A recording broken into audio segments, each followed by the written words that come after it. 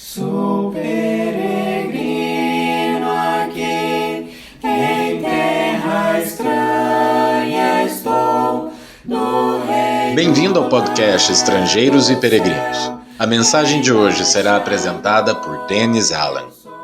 Na reflexão do episódio 992, pensamos sobre a adoção de filhos. E hoje eu quero continuar com esse mesmo tema.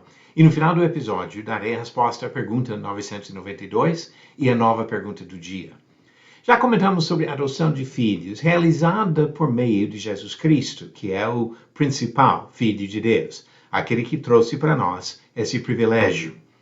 Hoje vamos pensar sobre a relação dos filhos adotados com o pai e sobre o direito de primogenitura. O filho adotado tem intimidade com seu pai e encontra segurança nesse relacionamento. A palavra hebraica Abba, que encontramos em Romanos 8, versículo 15, vem da língua dos caldeus. Ela enfatiza a relação de dependência do filho, algo parecido com a palavra portuguesa papai. Uma vez aceitos na família de Deus, nós temos o privilégio de chamar o Rei do Universo de papai e de fazer nossas petições a Ele em oração. E os filhos adotados se tornam primogênitos. Da maneira literal que geralmente usamos a palavra primogênito, cada família teria um só. Normalmente pensamos sobre o primeiro a nascer. Mas na Bíblia essa palavra é usada várias vezes para descrever a exaltação a uma posição de honra sobre outros. Israel não foi a primeira nação que passou a existir, mas foi exaltado por Deus acima das outras, e por isso ele chamou de primogênito, em Êxodo 4, versículo 22. Jesus não foi criado, ele é eterno, mas ele foi exaltado pelo Pai e por isso chamado de primogênito, em Colossenses 1 e Hebreus capítulo 1.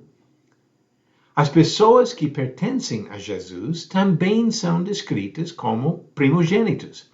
Hebreus 12, versículo 23, fala sobre a igreja dos primogênitos arrolados nos céus. Primogênitos antigamente recebiam uma herança especial dos pais. E cristãos recebem como herança a vida eterna no céu, como Pedro diz em 1 Pedro capítulo 1. Mas nós devemos lembrar de mais um fato sobre os primogênitos do Antigo Testamento. Eles foram especialmente dedicados ao Senhor, passando a ser propriedade exclusiva de Deus, como diz Êxodo, capítulo 13. Os seguidores de Cristo também são consagrados para pertencer exclusivamente ao Senhor. 1 Pedro, capítulo 2, versículo 9. Quando meu filho foi adotado, ele passou a ser membro de uma família comum e morar em uma casa simples. Os pais e as irmãs dele foram e ainda somos pessoas imperfeitas. E sendo realista, ele não tem expectativa de receber uma grande herança material. Mas quando nosso Pai Celeste nos adota, passamos a ser membros de uma família eterna, que habita no próprio Senhor.